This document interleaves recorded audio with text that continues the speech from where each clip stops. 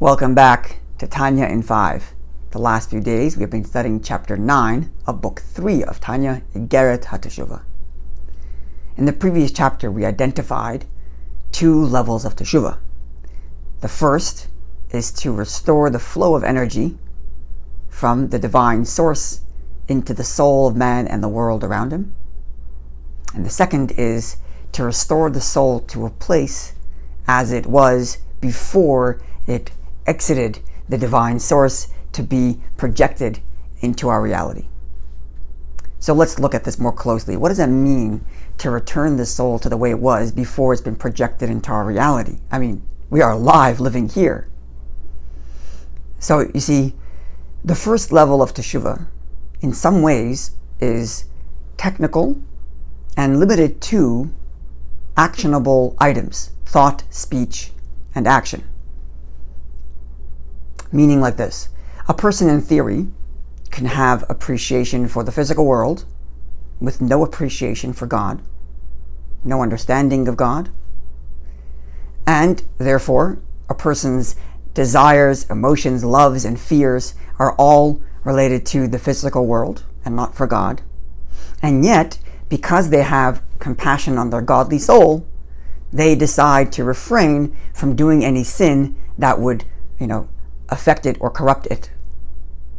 So what we have fixed here is the behavior of sin and restored behavior to be in line with God's desire. And thus, I remain an independent person who functions the way God wants.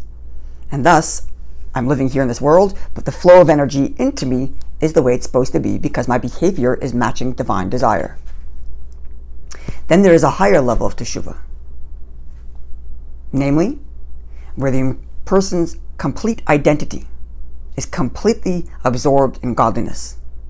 This person understands to the best of his ability the greatness and grandeur of God, and understands how all of life stems from God, and therefore the very life that I breathe is from God. And therefore, in the same way I love life, I love God, who is the source of my life. And with that love that I feel for God, I think the thoughts He wants me to think of Torah, and I speak the words of Torah and prayer that He wants me to speak, and I act in accordance with His will. So here now, my relationship to God is not just that I do what He wants, but that I am totally one with Him. Everything about me is connected to Him. What I appreciate, what I understand, what I love, and therefore also what I think, speak, and do. And this is what it means to return the soul back to the way it was before it was projected into our world. Because the soul, before it was projected into our world, had nothing else going for it but God. And now, all it has going for it is God. It understands God, it loves God, it behaves for God. As opposed to the lower level of Teshuva, where the person might have its own interests, but sets them aside for God. In that case, the person is a separate entity, functioning for God, as opposed to a person who is totally connected and absorbed, heart, mind, and soul, and behavior for nothing other than God alone. Now, there are certain sins that require this higher level of Teshuva for fixing and for atonement. See, most sins are functional in nature. My action has been corrupted, and therefore we have to correct the action. My thoughts have been corrupted, fix the thoughts.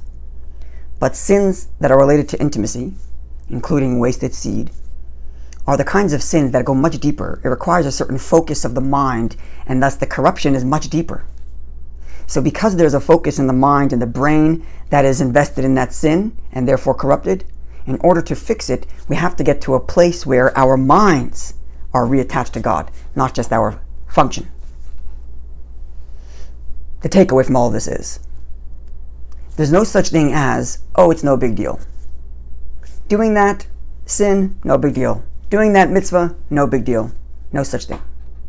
Everything we do leaves its mark on our soul. If in the negative, the sin leaves its mark either on the flow of energy as it flows into our body, or it leaves a deeper mark on the very soul itself. The same thing is true of mitzvah. The mitzvah leaves a positive act on us, positive mark on us.